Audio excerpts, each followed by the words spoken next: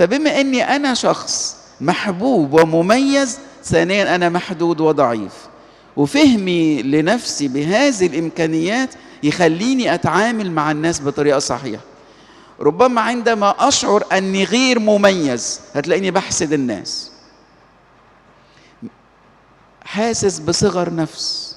لكن انا عندي جزئيه بسيطه، واحد منكم يكون مثلا بيعرف يسوق كويس لكن مش بيعرف يرسم كويس، فخلاص انت بتسوق كويس، كفايه بتسوق كويس، مش لازم ترسم كويس.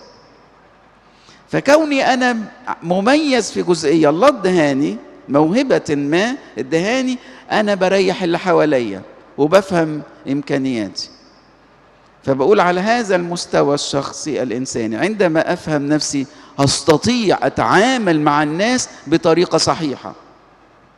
لان في بعض الناس يصابوا بالهوس الكمالي، بحيث انه شخص عايز يعمل كل حاجه، عايز ينفذ كل حاجه، هو شاعر انه موهوب في كل حاجه، حتى يتدخل في امور لا تعنيه لانه يشعر انه محدش زيه. يا عزيزي راعي نفسك، افهم انت نفسك.